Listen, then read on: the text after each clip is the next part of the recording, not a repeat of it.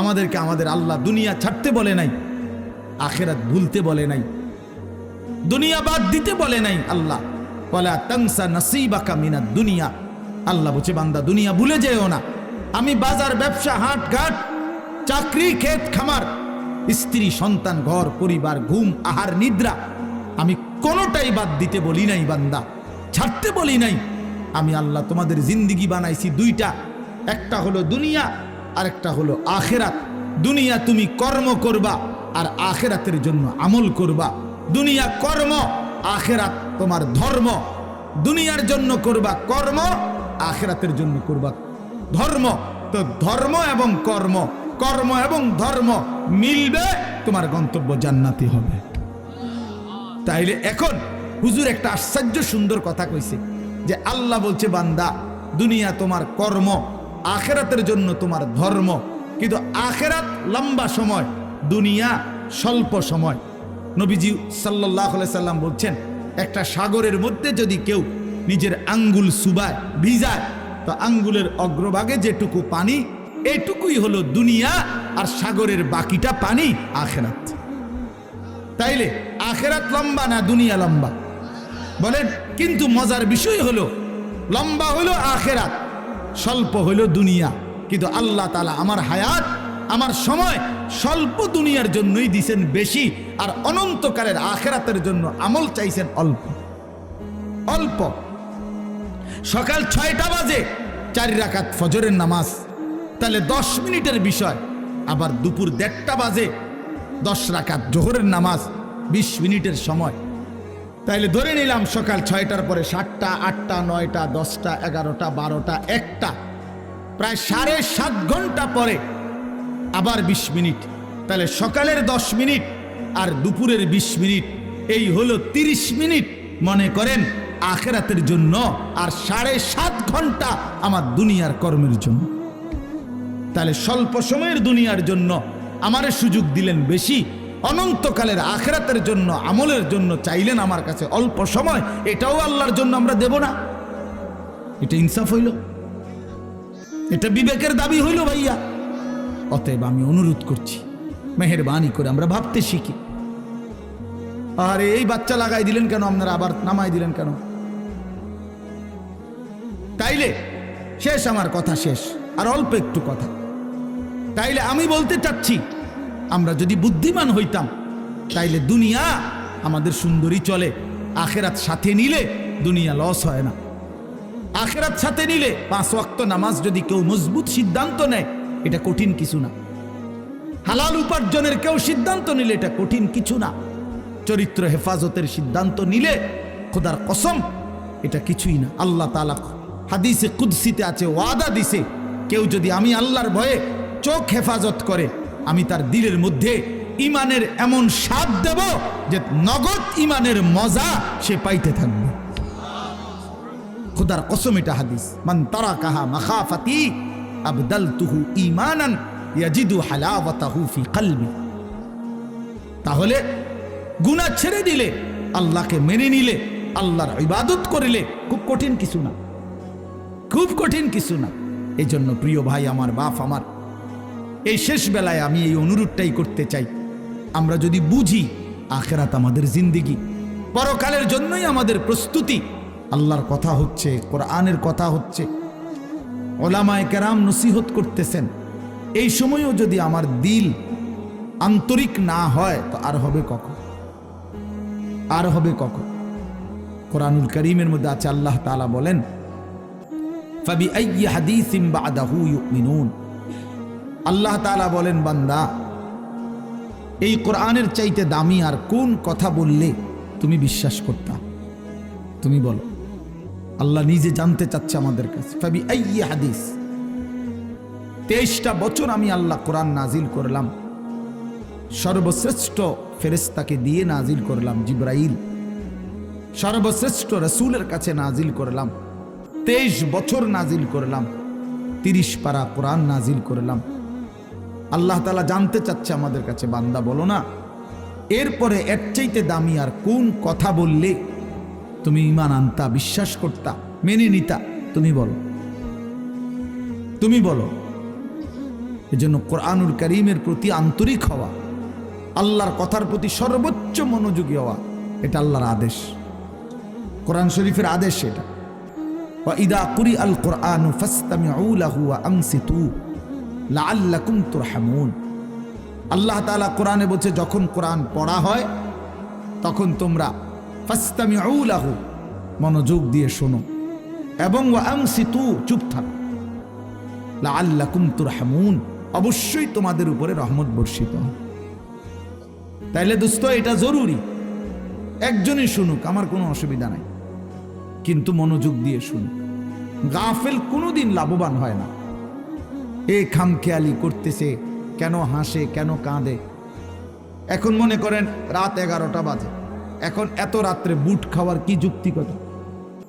না কথার কথা, ইনসাফ করে বলেন। ভাইয়া মস্কারি করো না, ভাবতে শেখো। একটা বিবেক কি বলে? রাত 11টা বাজে, এটা কি যৌক্তিকতা হইতে পারে?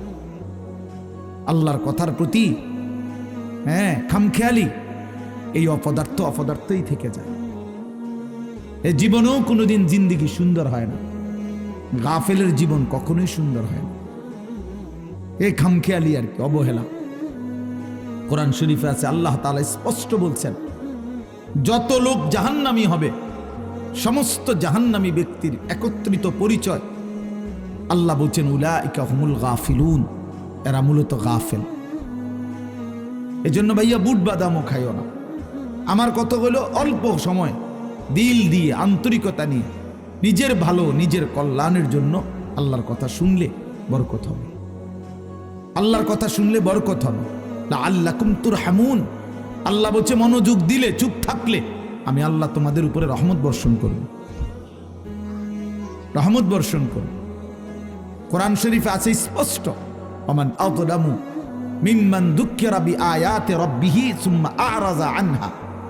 তার চাইতে বড় জালেম, পাপী আর কেউ হইতে পারে না, যার সামনে আল্লাহর কোরআন তেলাওয়াত করা হয় অথচ সে তার থেকে বিমুখ, অমনোযোগী। খোদার কসম, আল্লাহ বলছে, সে সবচেয়ে বড় জালেম। ইন্না মিনাল মুজরিমিনা মুনতাকিমুন, আল্লাহ বলেন, এমন পাপী, এমন নাফরমান থেকে আমি নিজে প্রতিশোধ নেব, প্রতিশোধ নেব। তার মানে জীবনভর আল্লাহ তাআলা এটা ওয়াদা দিয়ে রাখছে, আমার কথার প্রতি অবজ্ঞা করলা, তোমার প্রতিশোধ আমি নেব, তোমার বরবাদি তুমি দেখবা নিশ্চয়। এই জন্য আমরা আন্তরিক হওয়া চাই আল্লাহর কথার প্রতি। কোরআনুল কারীমের মধ্যে আছে, তাকশাইরু মিনহু জুলুদুল্লাযীনা ইয়াখশাউনা রাব্বাহুম।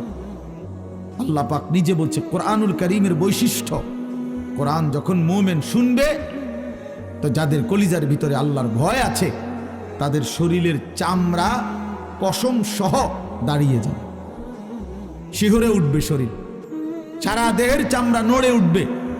আল্লাহর কোরআনের বৈশিষ্ট্য এটা। হাদিসের মধ্যে আছে, আল্লাহর নবী সাল্লাল্লাহু আলাইহি সাল্লাম হযরত আব্দুল্লাহ ইবনে মাসউদ বলছেন, আমি নবীজির সামনে কোরআন পড়ে শুনাইলাম, নবীজিকে শুনাইছেন উনি। তিনি বলেন, আমি 40 আয়াত একটানা নবীজির সামনে তেলাওয়াত করলাম, মাথা নিচের দিকে নামাইয়া। 40 আয়াত পড়ার পর নবীজি আমাকে বললেন, হাসবুকাল আন, এখন থামো। এই লাল শার্ট, এই যে খুঁটির মধ্যে হেলান দিয়ে আছো তুমি সরো এখান থেকে, ফালতু কোথাকার বেটা, ফাইজলামি করো কেন এখানে? তোমারে তো বাধ্য করে নাই কেউ, ফাইজলামি না থামলে বাইরে যাও।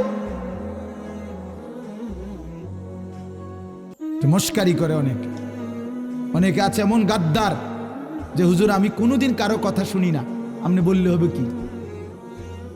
কথা বোঝেন নাই? সাবধান ভাইয়া, আমার কোনো আপত্তি নাই, তুমি চলে যাও, কোনো সমস্যা নাই। গাফেলকে বলে কোনো দরকারই নাই আমার, কিন্তু আল্লাহর কথার প্রতি মনোযোগী হইতে হবে। প্রতি ঘন্টা আমারও, প্রতি ঘন্টা আপনারও, প্রত্যেক মিনিট আমারও, প্রত্যেক মিনিট আপনারও। যে হায়াত আপনার যায়, সেই হায়াত আমারও যায়।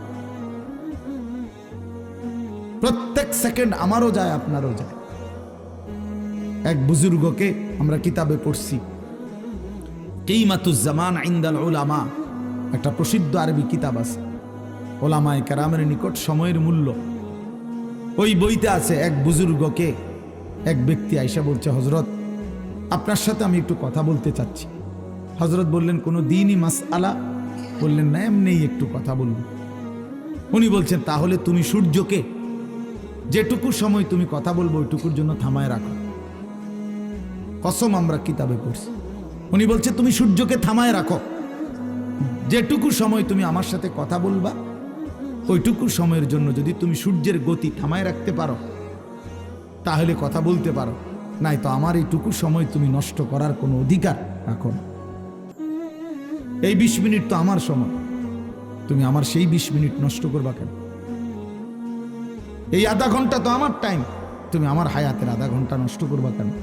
হ্যাঁ, প্রয়োজনীয় মাসআলা হলে বলতা, শুধু শুধু কথা, শুধু শুধু কি জামাইটা জাফানি টরে কত দিয়া লইছেন? 260 টাকা। ধরু মিয়া 220 টাকা দিয়া সিল্লাইয়া বেছে। হ্যাঁ, আমারে কইতেন কয় গজ লাগবে মিয়া? হ্যাঁ, আমার পরিচিত কত দোকান আছে। হ্যাঁ, এই মানে এই বলতেছে এটার উপরে বেডার এটা সিলাইয়া আজকে 3 মাস হয়ে গেছে, ওই জামাটা পরে হে এখন 220 টাকা দিয়ে কাপড় কিনে।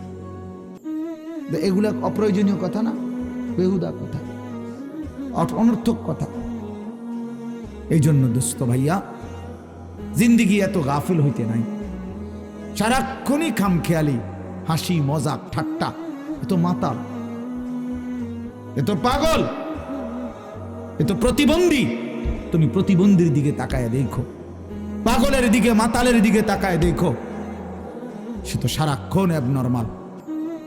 কিন্তু ইমানদার মোমেন সুস্থ মানুষ, তার জিন্দিগির হিসাব থাকে, পরিকল্পনা থাকে। আমি হাসবো কেন, কাঁদবো কেন, আমি হাঁটবো কেন, বসবো কেন, আমি ঘুমাবো কতক্ষণ, আমি জাগবো কতক্ষণ। আমার যদি জিন্দিগির কোনো হিসাব কিতাব না থাকে, এ তো অসুস্থ, এ তো পাগল মাতাল ভাইয়া। জিন্দিগি যার কোনো লক্ষ্য উদ্দেশ্য নাই, টার্গেট নাই, গন্তব্য নাই, কোত্থেকে আসলাম, কেন আসলাম, কে আমারে বানাইলেন, কেন বানাইলেন। আহা, এটা কি কোনো জিন্দিগি ভাইয়া? বলো ছেলেরা, রাতের বাজে 3টা তুমি ঘুমাও না, দিনের বাজে 10টা তুমি ওঠো না, এটা কি জিন্দিগি? রাত 3টা বাজে গেছে তুমি ঘুমাচ্ছ না কেন? সকাল 10টা বাজে গেছে তুমি উঠছো না কেন? তোমার ঘুমেরও কোনো সিস্টেম নাই, উঠারও কোনো সিস্টেম নাই। সারা রাত উলঙ্গ ছবি দেখে, নারী দেখে, জিনা বেবিচারের দৃশ্য দেখে নাফরমান ঘুমায় আছে। সকাল 10টা বাজে গেছে, উঠারও কোনো নাম নাই। আল্লাহ নবী সাল্লাল্লাহু আলাইহি ওয়াসাল্লাম বলছেন, খোদার কসম, নবীজি বলছেন যে ফজরের নামাজ পড়ে না সে খবিস। খবিস, এটা খবিস, খবিসান নফস। ওই ব্যক্তি খবিস, কাসলান, অলস। নবীজি বলছেন, যাকা রাজুলুন বালা শাইতানু ফি উযুনাইহি, যে ফজরের নামাজ পড়ে না শয়তান তার 2 কানে পেশাব করে দেয়। শয়তান পেশাব করে দেয়। নবী সাল্লাল্লাহু আলাইহি ওয়াসাল্লাম বলেন, ফজরের নামাজ না পড়ে যেই নাফরমান ঘুম থেকে জাগে, ঘরের বাইরে বের হয়, সে শয়তানের, ইবলিসের পতাকা নিয়ে বের হয়। রায়াতুশ শাইতান, শয়তানের পতাকা নিয়ে বের হয়।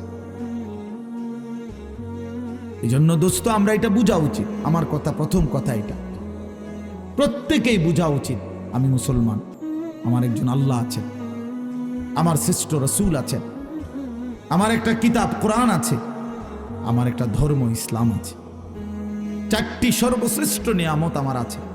আল্লাহ আমার রব, মুহাম্মদ সাল্লাল্লাহু আলাইহি সাল্লাম আমার রাসূল, কোরআন আমার কিতাব, ইসলাম আমার ধর্ম। এই 4টি সর্বশ্রেষ্ঠ নিয়ামত থাকার পর আমি পথহারা হব কেন? তুমি চরিত্রহীন হবা কেন? তুমি দুশ্চরিত্র হবা কেন ভাইয়া? কিসের অভাবে নষ্ট হয়ে গেল? কিসের অভাবে? খোদার 365 দিনের 1 বছরে তোমরা যেই ছেলে কোনোদিন ফজরের নামাজ পড়লা না, প্রিয় ভাই ইনসাফের সাথে বলো এটা মুসলমান? মুসলমানের বাচ্চা তো নিকৃষ্ট হয়। তুমি কোনো মায়ের ঘরেও জন্ম নিছো, মুসলমানের ঘরে 365 দিনে খোদার 1 বছর কোনোদিন মনে পড়লো না ফজরের নামাজের কথা? মুসলমান এত বড় গাদ্দার হয়? মুসলমানের বাচ্চা এত বড় নাফরমান হয়? আফসোসের বিষয়। ওই মা যে 2 বছর দুধ পান করাইলেন এই জন্যই, মা যে 9টা মাস পেটে ধারণ করলেন এই জন্যই। এক মা তার সন্তানকে বুকে ধরায়া দুধ পান করাইছে 2 বছর, এই আশায় যে 16 বছর বয়সে আমার ছেলেটা দিন রাত উলঙ্গ ছবি দেখবে, নারী আর ছবি আর মাতালের মতো জিন্দিগি কাটাবে। এই ছিল মার স্বপ্ন,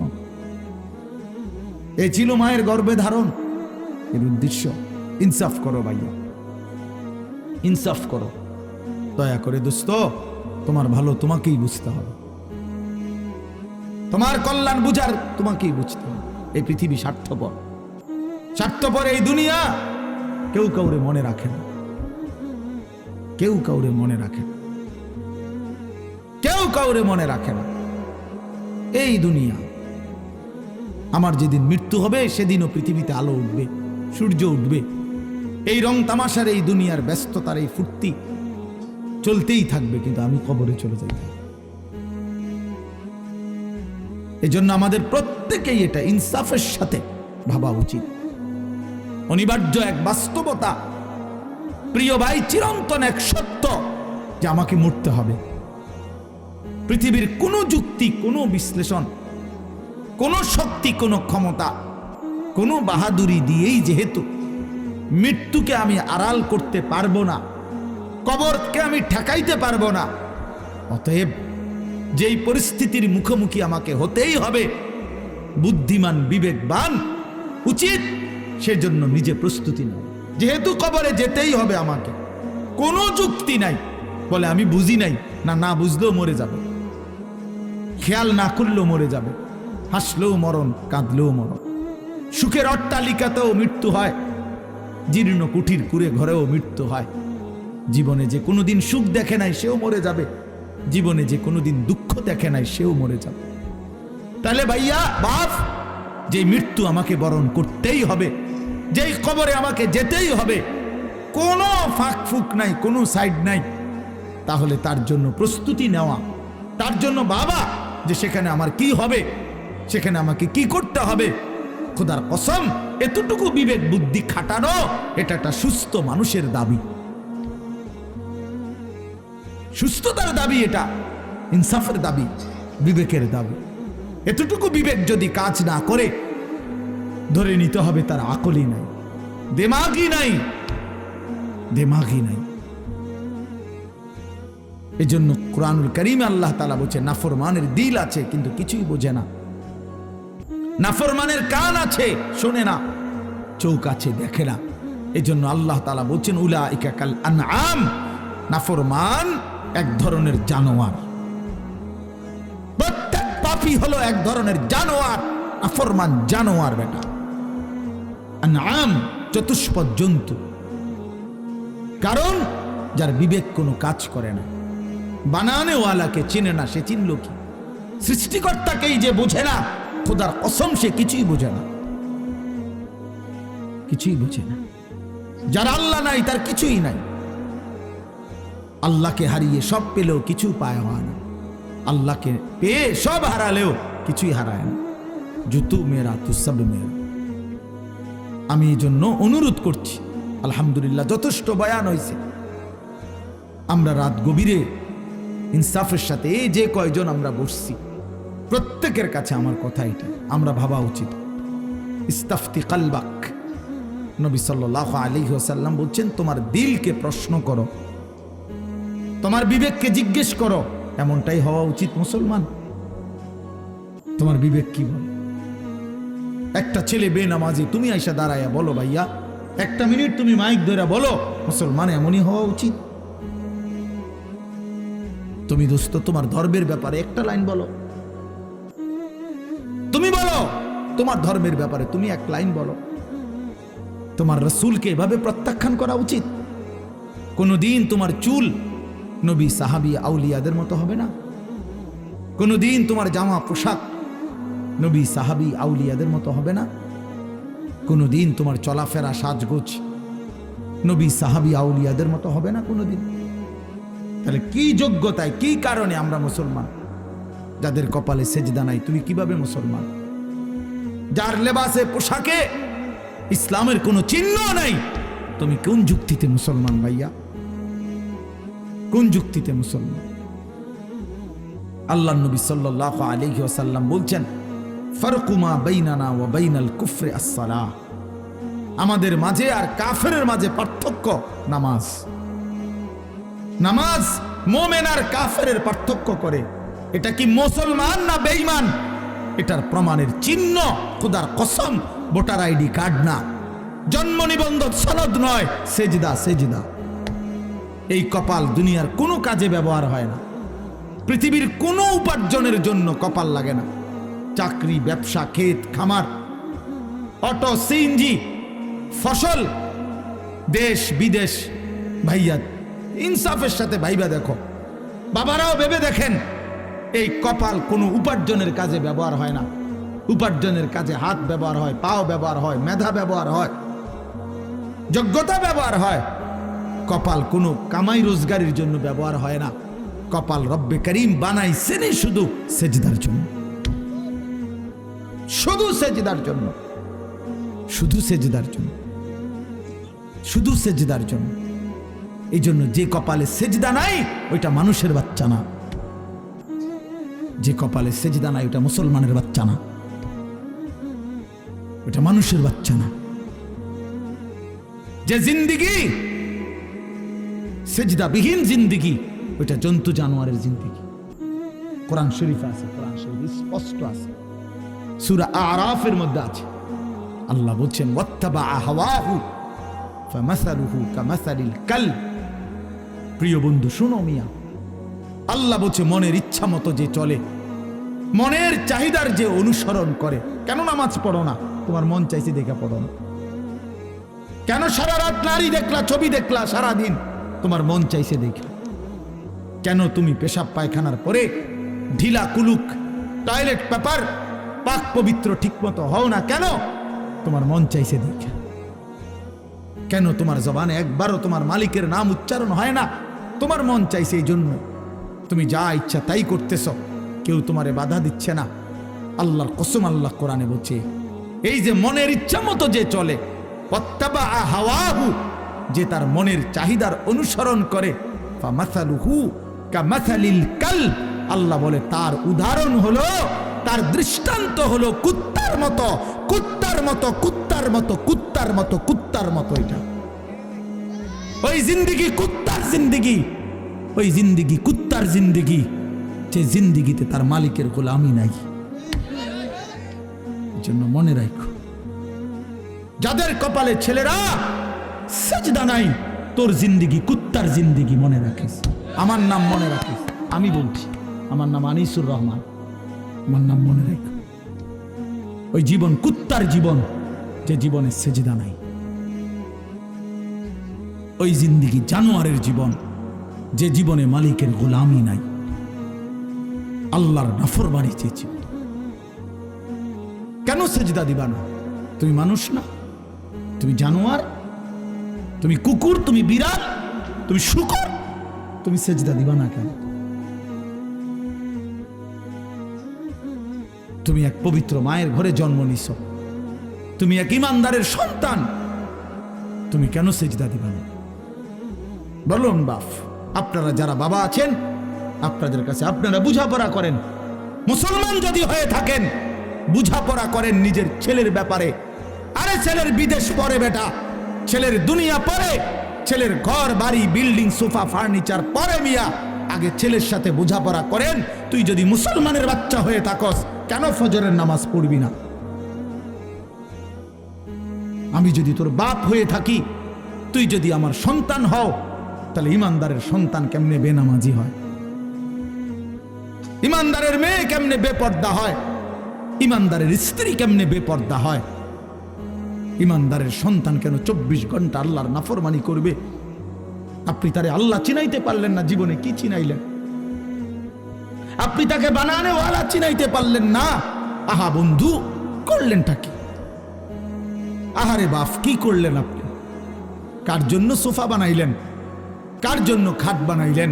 আপনার বানানো খাটে আপনার অসভ্য সন্তান সারা রাত উলঙ্গ ছবি দেখে। আপনার বানানো সোফাতে বসে আপনার স্ত্রী, ছেলে মেয়ে রঙিন সিনেমায় নর্তকীর নাচ দেখে টেলিভিশনে বসে বসে। সফলতা এটা? এটা সফলতা? এটা কামিয়াবি আপনার? এটা কামিয়াবি? তো কি বুঝাইতে চাইলেন? এর দুর্বিবেক নাই বাবার? এতটুকু বিবেক হবে না?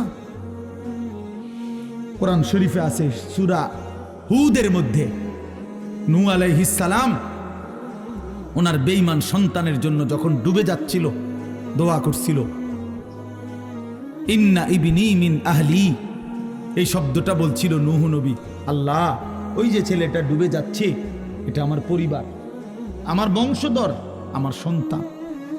এই কদ্দুর কথা শুধু কইছে, এক দূরে শুধু কইছে, আর কিচ্ছু বলে নাই যে আল্লাহ তারে মাফ করে দেন, তারে মুক্তি দিয়া দেন, তারে ডুবানির থেকে বাঁচায় দেন, কিচ্ছু কয় নাই। এই কথা এখানে শুধু কইছে, আল্লাহ ওই যে ছেলেটা আমার পরিবার, আমার সন্তান। মানে মনের আবেগে আর কিছু কইতেছে না। কোরআন শরীফে আছে আল্লাহ তাআলা কোরআনের আয়াত নাজিল করছে, আল্লাহ ওয়াহি নাজিল করছে, ইয়া নূহ, হে নূহ, ইন্নাহু লাইসা মিন আহলিক, সাবধান ওটা তোমার সন্তান না। সরাসরি কোরআন শরীফ, এটা তোমার সন্তান নয়। ইন্নাহু আমালুন গায়রু সালিহ, এটা বেআমল, গায়রু সালেহ। আমলে সালেহ কে কি বলে? নেক আমল বলে। তাহলে আমলে গায়রে সালেহ এটাতে কি বলে? বদ আমল। এটা আপনারা বুঝছেন না কথা? এটা সহজ কথা। আল্লাহ বলছে ও বদ আমল, ও নাফরমান, অতএব ও আপনার সন্তান না। এজন্য আমি পরিষ্কার ছেলেদেরকে বলি, বাবা তোরা যারা বেনামাজি, তুই মুসলমানের সন্তান না। মনে রাখিস বেটা, তুই লাওয়ারিস, তুই বেওয়ারিস, তোর কোনো মা নাই, তোর কোনো বাবা নাই, তোর কোনো পিতৃ পরিচয় নাই। মোবাইলের ওই নর্তকী তোর পরিচয়, মোবাইলের ওই উলঙ্গ নারী তোর পরিচয় হইতে পারে না। তুই কোনো মুসলমানের বাচ্চা না, ইমানদারের সন্তান নাফরমান হয় না। মনে রাখো। দেখো নারী, দেখো আরো দেখো, 16 বছর বয়সেই এত নারী দেখে ফেললা, 18 বছর বয়সেই এত উলঙ্গ ছবি দেখে ফেললা, বাকি জিন্দেগি কি করবা? বাকি জীবনটা কি করবা? সব তো দেখেই লাইলা, সব তো দেখেই ফেললা, পৃথিবী তো ভোগে করে ফেললা, এবার জাহান্নামে ফেলানো ছাড়া আর বাকি কি? সব তো দেখেই লাইলা।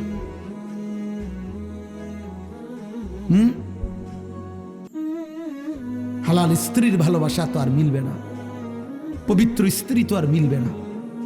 আল্লাহ কোরআনে ওয়াদা দিছে, যেই পুরুষ খবিস, অসৎ চরিত্রের, আল্লাহর ওয়াদা তার স্ত্রীও মিলবে খবিস। কি আয়াত? আল খাবিসাতু লিল খাবিসিন ওয়াল খাবিসুনা লিল খাবিসাত। সরাসরি কোরআন শরীফের আয়াত। বন্ধু মনে রাখো, আমি ডেইলি বলি, রাস্তার বেডি আর মোবাইলের বেডি আর বাস্তবতার বিবি এক কথা না। রাস্তার নারী 2 নম্বর হইলে তোমার সমস্যা নাই, মোবাইলের নর্তকী 3 নম্বর হইলেও তোমার সমস্যা নাই। তোমার বউ যদি 2 নম্বর হয়, চরিত্রহীন হয়, তুমি বুঝবা দুনিয়া কারে বলে। তোমার হায়াতই তখন হয়ে যাবে জাহান্নামের টুকরা। এজন্য প্রিয় সন্তান মনে রাখো, এত অল্প বয়সে এত নষ্ট হইও না, এত কম বয়সে এত চরিত্রহীন হইও না, এত চালাক ভাইব না নিজেরে, এত চালাক ভাইব না, এত বুদ্ধিমান মনে করো না। তোমরা অনেক চালাক মনে করতেছো নিজেরে। কেন? বাপে কিছু কয় না, মায়ে কিছু বলে না। আহা, আমি আজকেও বলছি সাদ ভাই, আমার জীবনের সবচেয়ে আশ্চর্য লাগে, আহারে একটা ছেলের 18 বছর বয়স, এক ওয়াক্ত নামাজ পড়ে না, সারাদিন মোবাইল, চুলের বাহার, সারাদিন বন্ধুদের আড্ডায় শেষ। একটা মা, আপন মা, বাপ, আত্মীয় স্বজন, পাড়া পড়শি কেউ তারে কদ্দুর ডাকে না। কিরে বাবা, একটা ছেলে বাইবো ভাইয়া, তোমারে শুধু বলি, তুমি একটাবার ইনসাফের সাথে ভেবে দেখো, তুমি প্রতিনিয়ত গুনাহ আর অশ্লীলতার মধ্যে ডুবে যাচ্ছ, কিন্তু কেউ তোমারে কদ্দুর ডাকেও না। কিরে বাবা, তুই এরম করস কা? আরে তোর কি আল্লাহ নাই, আখেরাত নাই? তোর কি বাবা কবর নাই?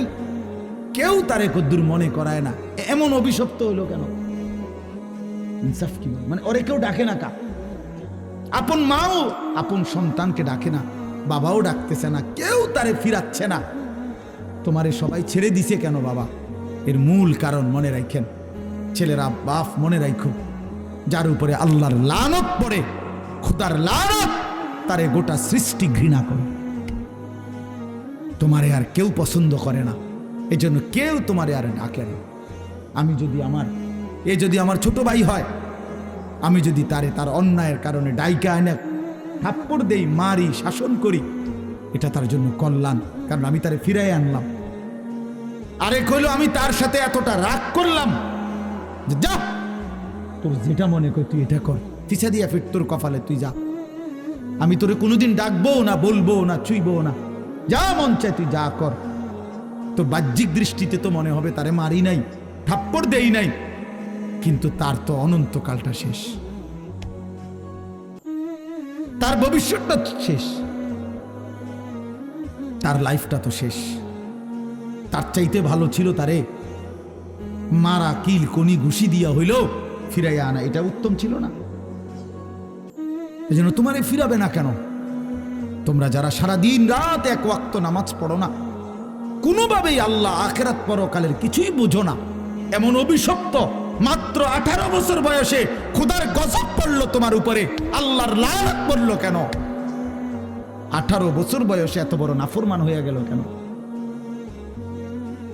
20 বছর বয়স না হইতেই বাবা তুমি এত বড় আল্লাহর অভিশপ্ত বান্দা হইয়া গেল কেন, যে কেউ তোমার আর পছন্দ করে না, কেউ ডাকে না? আমি একটু আগেও বলছি বয়ানে, আমার মার বয়স 75 বছর, আমার আম্মার বয়স, আমার বয়স 44 বছর। আমি আজকে 21 বছর ওয়াজ মাহফিলের এই জিন্দিগি আমার, আলহামদুলিল্লাহ। আমার 4টা সন্তান আছে বাবা, আমার 4টা ছেলে মেয়ে আছে। আমার এই 44 বছর বয়সেও আমার আম্মা 75 বয়স্ক মহিলা, এখনো আমার মা আমারে কথা হইলেই বলে, হুত নামাজ শুনি, খোদার কসম মা আমারে এখনো জিগায়, ফুত নামাজ শুনি, নামাজ পড়ছি। আমার সন্তানদেরকে দেখলো জিগায়, নাতি নামাজ শুনি। আমার মা আমারে আজও বলে, ফুত কত হানে ওয়াজে যাও, মানুষের লোকে চাই টাকা পয়সা লইয়া, কি করো না, কষ্ট দিও না, ঝামেলা করো না। কতবার যে কইছে মা আমার এই কথাইটা, শতবার কইছে মা আমারে আমার এই জীবনে। কিরে ভাইয়া, 75 বছর বয়স্ক মা তো আমার 44 বছর বয়সী সন্তানকে আজও ডাকে যে ফুত নামাজ পড়ছুনি, তোমার বয়স মাত্র 18 বছর, তোমারে কেন কেউ ডাকে না? তোমার জীবনে এত বড় অভিশপ্ত হলো কেন? নুয়াল্লিহি মা তাওয়াল্লা ওয়া নুসলিহি জাহান্নাম ওয়া সাআত মাসীরা। আল্লাহ বলে, আমার যে বান্দা আমার রাসূলের বিরুদ্ধাচরণ করবে এবং আমার ইমানদার মুমিনদের পথ থেকে উল্টো পথে চলবে, আল্লাহর কসম আল্লাহ বলে, নুয়াল্লিহি মা তাওয়াল্লা, আমি তাকে সেই উল্টো পথেই চালাবো, ওয়া নুসলিহি জাহান্নাম, একদিন তাকে জাহান্নামেই ফেলে দেব, একদিন তাকে জাহান্নামেই ফেলে দেব। ওয়ালা তাকুনু কাল্লাযীনা নাসুল্লাহ ফাআনসাহুম আনফুসাহুম। রব্বুল আলামিন বলেন, ইমানদার, আমি আল্লাহকে এতটা ভুলে যেও না, বেশি দিন ভুলে গেলে আমি একদিন তোমাকে নিজের পরিচয় ভুলিয়ে দেব, আত্মপরিচয় ভুলে যাবা বান্দা, আর কোনোদিন মনে পড়বে না তুমি মুসলমান, আর কোনোদিন মনে পড়বে না তোমার কবর আছে, হাসর আছে, আখিরাত আছে, আর কোনোদিন পরকাল ভুলে দেব। ব্যস্ততম এই দুনিয়ায় কারাকারি কামড়াকামড়ি করতে করতে, দুনিয়া কারাকারি করতে করতে, দুনিয়ার নেশায় পড়ে থাকতে থাকতে একদিন কবরে পৌঁছায় দেব, আখিরাত বুলায় দেব। আল্লাহাকুমুত তাকাসুর হাত্তা যুরতুমুল মাকাবির। আল্লাহ বলে, বান্দা দুনিয়া বাড়ানোর নেশায় আখিরাত ভুলে গেলা, কিন্তু মনে রেখো এরই মাঝে একদিন কবরস্থানে পৌঁছে যাবা। ঠিকই একদিন কবরস্থানে চলে আসবা। কাল্লা সাউফা তা'লামুন, সেদিন কবরে আসলেই আমি আল্লাহ তোমাকে বুঝিয়ে দেব আমার প্রতিটা নাফরমানির শাস্তি। এই জন্য প্রিয় বন্ধু, আমার মূল বক্তব্য এবার ইনসাফের সাথে বুঝেন। সবাই আলহামদুলিল্লাহ মনোযোগী হয়েছেন, আমরা কম হই কিন্তু মনোযোগী হইছি। এই যে আন্তরিকতা নিয়ে এখন শুনতেছেন, এবার একবার এতক্ষণের ধমকা ধমকি, মূল মাকসাদ দোস্ত খোদার কসম, আমি কোনো কারোর সাথে ঝগড়া করে বসছি না। ঝগড়া করে বসছি ভাইয়া এমন তো না যে কারোর সাথে আমার কাজ যা ঝগড়া হয়েছে। এই এতগুলো ধমকের মাকসাদ তো ফিরাইতে চাই, তোমার বিবেক জাগাইতে চাই, ইমানদারের বিবেক জাগাইতে চাই। এই জন্য এতগুলো শক্ত কথা বললাম। অর্থ হইল দিলটা জাগুক, ইনসাফ আসুক, বিবেক আসুক, জাগুক। তো যদি আমরা বুঝি আমরা মুসলমান, আমরা মুমিন, তাইলে বাপ আমাদের জিন্দিগি আখেরাত, আমাদের জীবন দুনিয়া না। দুনিয়া আমাদেরকে অল্প সময়ের জন্য দেওয়া হয়েছে, মূলতই আমাদের যাবতীয় হাসি কান্না আনন্দ বেদনা, আমাদের জিন্দিগির যাবতীয় প্রস্তুতি খোদার কসম আখিরাতের জন্য। আখিরাতের জন্য আমাদের সত্যিকার অর্থে আমরা একটা মিনিট আমার শায়েখ আরিফ বিল্লাহ হাকিমুন নফস আল্লামা মুফতি মুশতাকুন নবী কাসিমি হুজুর আমার মাদ্রাসায় কয়দিন আগে বয়ান করছিলেন। 8ই ফেব্রুয়ারি আমি আমার মাদ্রাসায় কিশোর যুবক ছেলেদের জন্য আলাদা ইসলাহি মজলিসের আয়োজন করছিলাম বয়ানের। 16 বছর থেকে 30 বছর বয়সী, শুধু এই বয়সী ছেলেদের জন্য প্রায় 600 ছেলে উপস্থিত হয়েছিল। তখন হজরত বলছিলেন ওইখানে বয়ানে যে ভাইয়া আমাদের জিন্দিগি দুইটা, আমাদেরকে আমাদের আল্লাহ দুনিয়া ছাড়তে বলে নাই, আখিরাত ভুলতে বলে নাই, দুনিয়া বাদ দিতে বলে নাই। আল্লাহ ওয়ালা তানসা নাসিবাকা মিনাদ দুনিয়া, আল্লাহ বলছে বান্দা দুনিয়া ভুলে যেও না। আমি বাজার ব্যবসা হাট ঘাট চাকরি ক্ষেত খামার স্ত্রী সন্তান ঘর পরিবার ঘুম আহার নিদ্রা আমি কোনোটাই বাদ দিতে বলি নাই বান্দা, ছাড়তে বলি নাই। আমি আল্লাহ তোমাদের জিন্দিগি বানাইছি দুইটা, একটা হলো দুনিয়া আর একটা হলো আখিরাত। দুনিয়া তুমি কর্ম করবা আর আখিরাতের জন্য আমল করবা। দুনিয়া কর্ম, আখিরাত তোমার ধর্ম। দুনিয়ার জন্য করবা কর্ম, আখিরাতের জন্য করবা ধর্ম। তো ধর্ম এবং কর্ম, কর্ম এবং ধর্ম মিলবে, তোমার গন্তব্য জান্নাতি হবে। তাইলে এখন হুজুর একটা আশ্চর্য সুন্দর কথা কইছে যে আল্লাহ বলছে বান্দা দুনিয়া তোমার কর্ম, আখিরাতের জন্য তোমার ধর্ম। কিন্তু আখিরাত লম্বা সময়, দুনিয়া স্বল্প সময়। নবীজি সাল্লাল্লাহু আলাইহি সাল্লাম বলছেন একটা সাগরের মধ্যে যদি কেউ নিজের আঙ্গুল সুবায় ভিজায়, তো আঙ্গুলের অগ্রভাগে যেটুকু পানি এইটুকুই হলো দুনিয়া, আর সাগরের বাকিটা পানি আখিরাত। তাইলে আখিরাত লম্বা না দুনিয়া লম্বা বলেন? কিন্তু মজার বিষয় হলো লম্বা হলো আখিরাত, স্বল্প হলো দুনিয়া। কিন্তু আল্লাহ তাআলা আমার হায়াত, আমার সময় স্বল্প দুনিয়ার জন্যই দিছেন বেশি, আর অনন্তকালের আখিরাতের জন্য আমল চাইছেন অল্প অল্প। সকাল 6টা বাজে 4 রাকাত ফজরের নামাজ, তাহলে 10 মিনিটের বিষয়। আবার দুপুর 1:30টা বাজে 10 রাকাত জোহরের নামাজ, 20 মিনিটের সময়।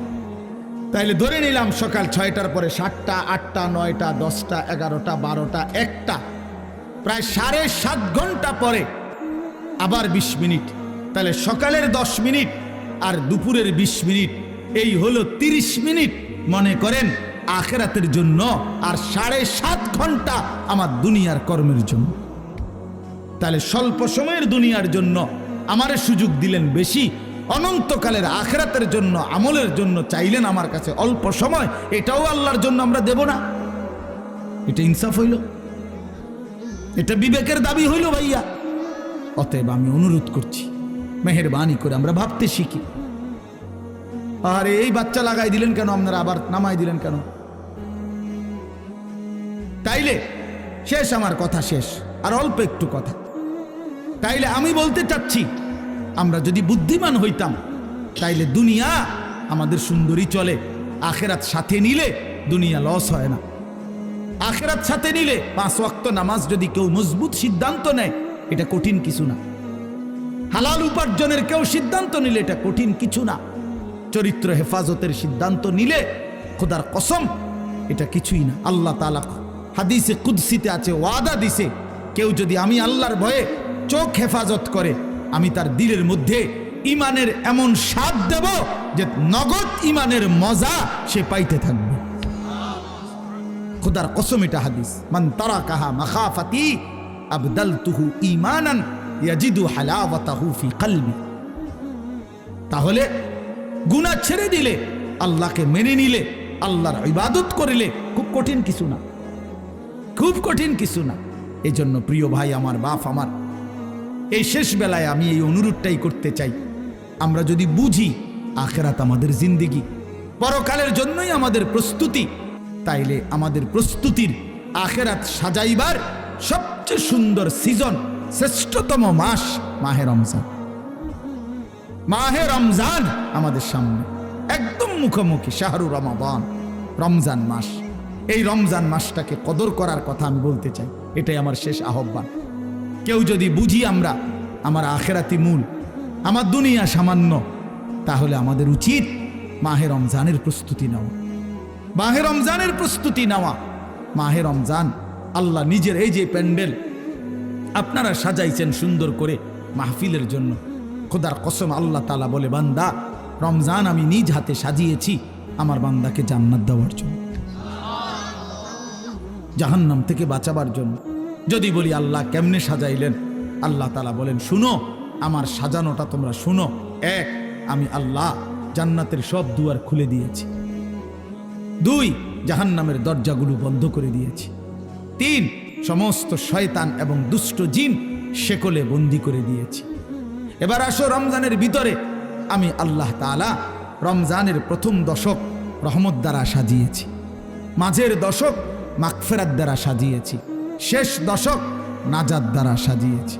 এবার আসো ইবাদত, সারা বছরের ইবাদতের সাথে আমি আরো নতুন নতুন কতগুলো ইবাদত রমজানে যোগ করেছি। কি? 1 মাসের পূর্ণ রোজা, 1 মাসের পূর্ণ 20 রাকাত তারাবি, 1 মাসের জন্য ইফতার, 1 মাসের জন্য সাহারি। এই 4টাই ইবাদত। ইফতারও ইবাদত, সাহারিও ইবাদত। সাহারি বুঝুন তো না, রাত্রির খাবার। এরপরে রোজাটাও ইবাদত, এরপরে 20 রাকাত তারাবিও ইবাদত। আল্লাহ বলেন এরপরে শেষ দশক, শেষের 10 দিন এতেকাফ, মসজিদের এতেকাফ আমি এর দ্বারা সাজিয়েছি। শেষ দশকের বেজর রাত্রিগুলো আমি আল্লাহ তাআলা সবে কদরের দ্বারা সাজিয়েছি। সুবহানাল্লাহ। এরপরে আল্লাহ বলেন নেকির হিসাব, নেকির হিসাব হইল একটা নফল একটা ফরজের সমান, একটা ফরজ 70টা ফরজের সমান। একজন রোজাদারকে ইফতার করাইলে 3টা পুরস্কার, গুনাহ মাফ, জাহান্নাম থেকে মুক্তি, রোজাদারের সমপরিমাণ নেকি, সমপরিমাণ নেকি। আল্লাহ তাআলা বলে, বান্দা এতভাবে আমি আল্লাহ রমজানকে সাজাইলাম, উদ্দেশ্য কি? শুধু তোমাকে জান্নাত দেব, তোমাকে আমি জান্নাত দিতে চাই বান্দা, তুমি নেও বান্দা, লাআল্লাকুম তাত্তাকুন।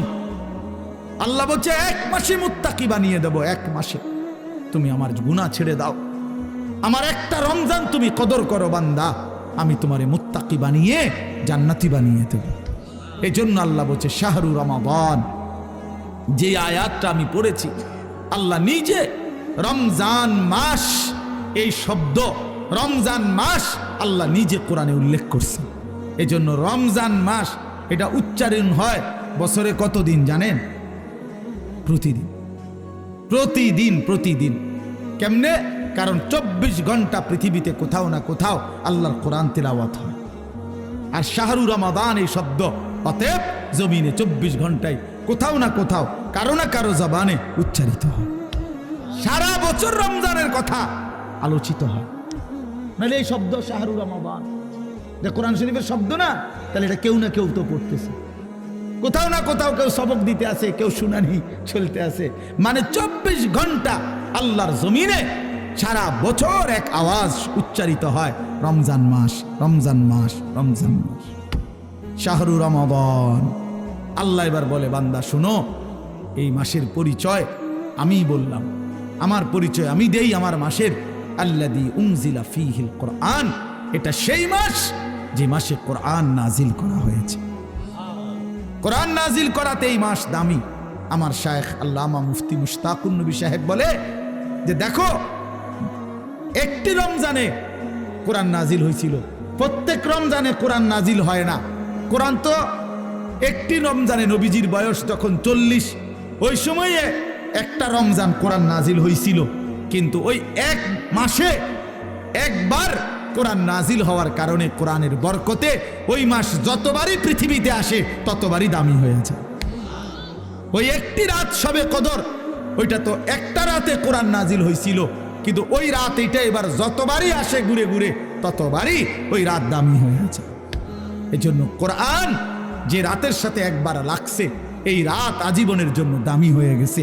কোরআন যেই মাসের সাথে একবার লাগছে, ওই মাস আজীবনের জন্য দামি হয়ে গেছে। কোরআন যেই বান্দার জীবনে একবার লাগবে, ওই বান্দাও আজীবনের জন্য দামি হয়ে যায়, দামি হয়ে যায়। হুদাল লিন্নাস ওয়া বাইয়িনাতিন মিনাল হুদা ওয়াল ফুরকান। আল্লাহ বলেন, আমার কোরআনের 3টা বৈশিষ্ট্য। একটা হলো সারা পৃথিবীর মানুষের জন্য হেদায়েত। 2 নাম্বার হলো কোরআনের সমস্ত হেদায়েতের বাণী স্পষ্ট, কোনো অগোছালো, কোনো লুকোচুরি, কোনো সংক্ষিপ্ত অপূর্ণাঙ্গ কোনো কথা নাই, সব স্পষ্ট। আর 3 নাম্বার হলো কোরআনই হচ্ছে একমাত্র সত্য মিথ্যা, ন্যায় অন্যায়, জায়েজ না জায়েজ, হালাল হারাম, বৈধ অবৈধ, উচিত অনুচিতের মাপকাঠি। ফুরকান, ফুরকান। এই জন্য এই তোমরা যারা স্কুলে পড়ো, কলেজে পড়ো, ভাইয়া ইউনিভার্সিটিতে পড়ো, কোনো আপত্তি নাই, তবে এইটা মনে রাখো বন্ধু, কোরআনুল কারীমের জ্ঞান যে অর্জন করতে পারে নাই, কোরআন যে ধরতে পারে নাই, কোরআন যে ছুঁইতে পারে নাই, তুমি ন্যায় অন্যায় চিনো নাই। সত্য মিথ্যা তোমার কাছে স্পষ্ট না। খোদার কসম, পৃথিবীর আর কোনো বই, আমি চ্যালেঞ্জ করলাম এখানে এখন, পৃথিবীর আর কোনো বই দিয়ে, পৃথিবীর আর কোনো গ্রন্থ দিয়ে সত্য মিথ্যা, ন্যায় অন্যায়, জায়েজ না জায়েজ, হালাল হারাম, বৈধ অবৈধ, উচিত অনুচিত নির্ধারণ করা যায় না। না, বাংলা বই দিয়ে হবে না, এটা অঙ্ক বই দিয়ে হবে না, ইংরেজি বই দিয়ে হবে না, একমাত্র আল্লাহর কোরআন। বৈধ অবৈধ নির্ধারণ করে আল্লাহর কোরআন, হালাল হারাম নির্ধারণ করে আল্লাহর কোরআন, উচিত অনুচিত নির্ধারণ করে আল্লাহর কোরআন। ফুরকান এটা। এজন্য কোরআন বঞ্চিত, সে সত্য মিথ্যা, আলো অন্ধকার থেকে বঞ্চিত, বঞ্চিত। লোক দেখানো যা মন চায়, অমুক ভদ্রলোকে কইছে এটা সুন্দর, এই তো কয় সুন্দর। ইয়াহুদির বাচ্চা কইছে এটা চমৎকার, হেও কয়টা চমৎকার। খ্রিস্টানের বাচ্চা কইছে এটা যৌক্তিক, হেও কয়টা যৌক্তিক, হেও কয়টা যৌক্তিক। কারণ তার কাছে তো মূল কষ্টি পাথর আল্লাহর কোরআন নাই। এবার যেই বেঈমান যেটা কয় ওইটাই ভাল লাগে। এই জন্য দেখেন না, আমাদের যেই ছেলেদের কোরআন সুন্নাহর আলোকে নবী সাহাবীদের চুল থেকে যারা বঞ্চিত, তাদের আর চুলের নির্ধারিত কোনো স্টাইল নাই, যখন যেটা দেখে যেটা ভাল লাগে। দেখেন, যারা নবী এবং সাহাবী আউলিয়াদের পরনের পোশাক থেকে বঞ্চিত, তাদের আর নির্ধারিত কোনো প্যান্ট আর শার্টের মডেল নাই, যখন যেটা ভাল লাগে ওইটাই কিনবে, যখন যেটা চলাফেরা ভালো লাগে সেটাই ভালো লাগে। তার মানে আল্লাহ থেকে বঞ্চিত, রাসূল থেকে বঞ্চিত, তো সে সত্য সঠিক ইনসাফ ন্যায় পরায়ণতা থেকে বঞ্চিত, বঞ্চিত। সর্বশেষ কথা হইল, আল্লাহ বলেন, ফামান শাহিদা মিনকুমুশ শাহরা ফালিয়াসুমহু। অতএব আমার বান্দা, তোমাদের যারাই রমজান মাসে আসবা, পৌঁছবা, তোমরা রোজা রাইখো, আমার হুকুম মাইনো। আল্লাহ বলেন, আল্লাহ যেন মহব্বত করে বলছে, বান্দা রোজা রাইখো, বান্দা আমি তোমারে মুত্তাকি বানাবো, আমি তোমারে জান্নাতি বানাবো, আমি তোমারে জান্নাতি বানাবো। এই জন্য দোস্ত, এই শেষ বেলায় আমার এই শেষ কথা এটাই, আমাদের সামনে মাহে রমজান। তোমরা যারা কিশোর নওজোয়ান আছো বাপ, তোমাদের কাছে অনুরোধ, রমজানকে মনে করে সামনে রেখে তোমরা তোমাদের জিন্দেগি বদলাও। এই জীবন এভাবে চললে হবে না ভাইয়া, তুমি সুখ পাইবা না। কোনো বেঈমান দুনিয়াতে ইজ্জত পায় না, আখেরাতে তো কিছুই নেই। কোনো সুদখোরকে কেউ সম্মান করে না, কোনো চরিত্রহীন লম্পটকে কেউ সম্মান করে না ভাইয়া, কেউ রে না। মানুষ মানুষ মন্দকে মন্দই বলে, মানুষ উত্তমকে উত্তমই বলে। কোনো লম্পট চরিত্রহীন, কোনো মদখোর গাঁজাখোরকে কেউ জুনায়েদ বাগদাদি বলে না, কেউ বাইজিদ বুস্তামি বলে না, বাটফারকে বাটফারই বলে, নেককারকে নেককারই বলে। মানুষ মানুষ আলোকে আলো বলে, অন্ধকারকে অন্ধকার বলে। এখন যে কোনো মানুষকে জিজ্ঞাসা করলে সে বলবো অন্ধকার। দিনের আলোকে দিনের আলোই বলে, এজন্য সাদাকে মানুষ সাদাই বলে, কালোকে মানুষ কালোই বলে। তার মানে আমরা আরবিতে পড়ছি অফিকা উয়ুবুন ওয়ালিন্নাসি আয়ুনুন, তোমারও দোষ আছে, মানুষেরও চোখ আছে। আরবি প্রবাদ। তার মানে তুমি বাইব না, তুমি বুদ্ধিমান, বাকিরা বোকা না। সবাই ভাতে খায়, তুমি কেবল ভাত খাও, বাকিরা সবাই সিরা খায়। বিষয়টা এমন, সবাই ভাতেই খায়, কাজে বুঝবে না কেন, বুঝবে না কেন? আল্লাহ নবী সাল্লাল্লাহু আলাইহি সাল্লাম বলছেন, অন্ধকারে একাকিত্বে যে গুনাহ করে, খোদার কসম, আল্লাহ নবী বলছে দিনের আলোতে আল্লাহ তাআলা তার চেহারার মধ্যে সেই অপরাধের চিহ্ন ভাসিয়ে দেয়। এজন্য মানুষ দেখলেই কয় নাফরমানি তো করছে, গাঁজা তো খাইছে, নেশা তো করছে গোপন কোনো জায়গায়, কিন্তু বাইরে হইলে মানুষ চেহারার দিকে তাকাইলেই বলে, দেখতেই বোঝা যায় ফুটটা খোর।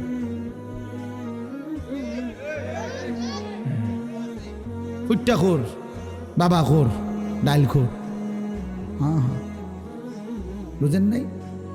চেহারা দেখলেই বোঝা যায়।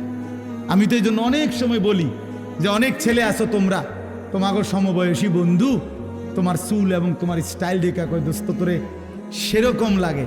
তা আমি বলি যে তুমি একটাবার জিঙ্গাইলা না দোস্ত, সেরকম তো লাগে, বুঝলাম। সেটা কেডা? সে কে?